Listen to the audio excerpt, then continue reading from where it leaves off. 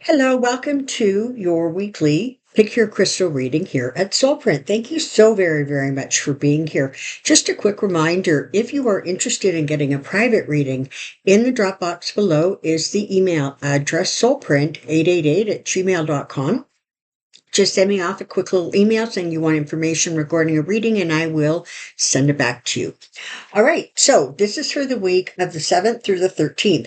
I'm not quite sure why I went with all amethyst this week. Maybe it has something to do with that eclipse that is happening on Monday, the 8th. I'm not sure, but in any case, this is what we're working with today. So we've got, I'm going to call this one, it's a polished amethyst, all right? And this one I'm calling point because it's got a bunch of them, okay? And this one I'm calling with white. That's what it's going to show up as, with white. So take a moment and see which crystal or crystals appeal to you. It's not unusual to be attracted to more than one. And let's get started, shall we? Here we go. Alrighty, so get this out of the way. All right, let's start with the polished amethyst. What do we have here? Okay, we have the 8 of Wands, the Ace of Swords, the 7 of Cups, and the Page of Wands. Okay. All right. So, right kind of off the bat, what I want to say is this feels like the reading has something to do with, it could be law, it could be legal matters, it could be the government, but it can also be about power, authority, and it can also be about conflict. So let's take a look and see what's going on here.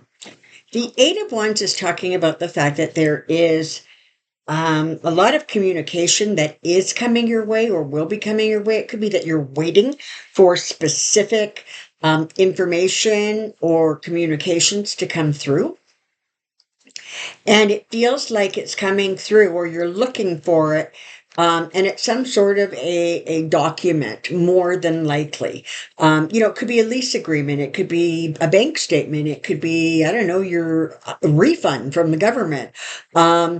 Whatever it is, it just feels like it's something sort of a little bit more formal than not. Now, the 7 of Cups is interesting here because the 7 of Cups, often talks about feeling a little bit overwhelmed or having to make a choice, but it feels like there's too many choices. So as I'm looking at the first 3 cards, what this is telling me is there is something that you're waiting to hear about. And it's causing some degree of stress or concern, worry, or anxiety. Maybe you're trying to settle something. But the Page of Wands is bringing you good news. She just does. And particularly, if that good news is connected to, to work, to, like, as I said, legal type documents, that kind of energy. Wands are about business and your consciousness, communications, that kind of thing. So whatever's going on here, I appreciate that it feels like it's a little bit stressful and a little bit overwhelming as you're waiting for this information, or perhaps you've received it and you're now in the process of trying to sort it out and go through it. And it feels like you have a few options to choose from. Ultimately, it feels very much like the choice is going to be wise and that you are going to be pleased with the news as this moves forward. So, good news for the polished stone, I think. And let's look at the points. Here we go. Okay, you've got the three of Wands, the Empress, the 9 of Pentacles, and the Four of Wands. Wow. Like really lovely, lovely cards. Okay, so the Wands again, communication. They are about actions. They're about business sometimes. The Three of Wands in particular talks about sort of the completion of like the beginning, the completion of the first step. And there is a sense of waiting to move forward, determining the next step, checking out your options, that kind of energy. And again, sometimes wands tend to be about business concerns. Not always, but sometimes. And so with the Empress and the Nine of Pentacles following, it very much feels like whatever this is really does have the potential. It feels abundant. It feels successful. It feels as if this is something that you have been wanting or working towards or trying to manifest.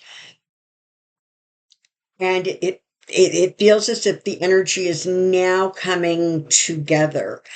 I especially like the Empress here because, among all the other things the Empress represents, she represents spring.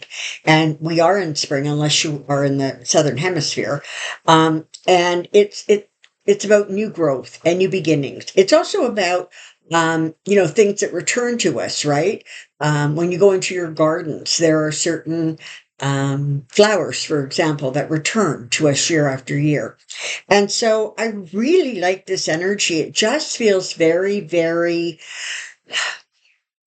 like sort of almost life affirming. It feels, full. It feels abundant. I just really, really like the energy. Now, the Four of Wands, is, very often it talks about community. It talks about stability. Sometimes it can be about celebrations. Sometimes, it will denote some sort of a family get together or a societal celebration. So what we have here is as you are looking to move forward with whatever the Three of Wands represents for you, be confident and trust that there is abundance and growth potential there. And with the Nine of Pentacles, you're talking about, a successful venture, and you're talking about a venture that brings you a certain degree of independence, confidence, that kind of thing. And the Four of Wands is telling me that there will be reason or cause to celebrate, as this thing moves forward. You could be looking at redirecting or relaunching or starting a new business or enterprise. And again, assurances that it has the potential to move forward, and there will be cause for success and celebration going forward. All right. And let's look at the amethyst with white. And here we go.